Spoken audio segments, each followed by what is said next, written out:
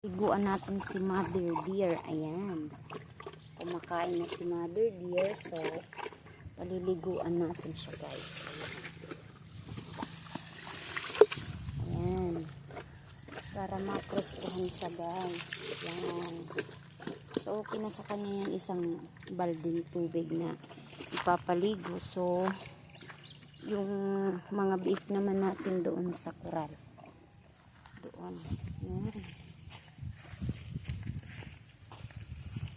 Diyan tayo guys magpupunta dahil paliliguan natin sila. Ayan. Kumakain na sila guys. Ayan. Ayan. So, paliliguan na natin sila. Ayan. Ayan. Ayan. Mailap yung isa. Ayan guys. Yan talaga yung kahalagahan ng alaga. Kailangan pinapaliguan mo siya umaga at hapon. Ayan. Kasi pag ganun, mas healthy sila guys. 'Di ba? So napapansin mo dun yung saging dun. Pupudlon tayo ito niya kay gurang na. So puntahan natin guys. Teka lang. Yan na pala guys, dyan yung palayan namin. Ayan. So, palayan na namin yan guys. Ayan. Mula po doon hanggang doon po. Doon sa may bahay na nakikita niyo, palayan namin yan. So, yung napapansin nyo pong saging doon sa taas yan, pupudlon tayo ito kay gurang na hiya. Gurang na. Kaya nagdala tayo ng itak. So, gagawan natin muna siya ng ayan, para hindi siya ganong bumagsak yung saging.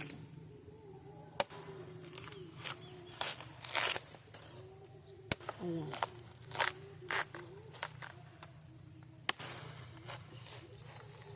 Yun.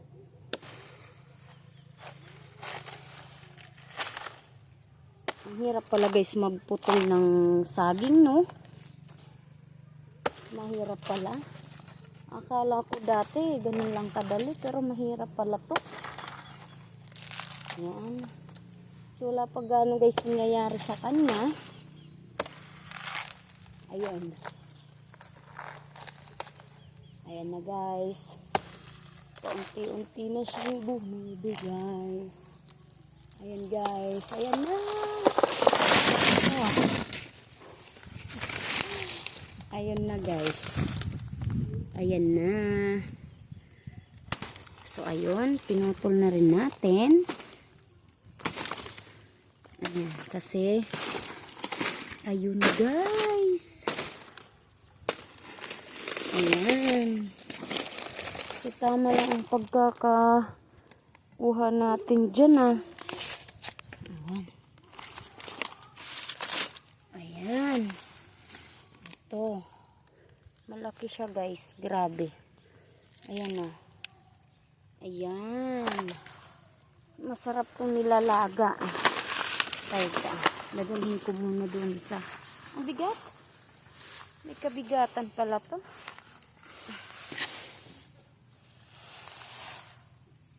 Ayun. Ayan. Para makalabas tayo sa alad. Aray ko po. Ang hirap pala, no? Kala ko dating dali-dali lang. Kaya mga farmers talaga, kailangan binibigyan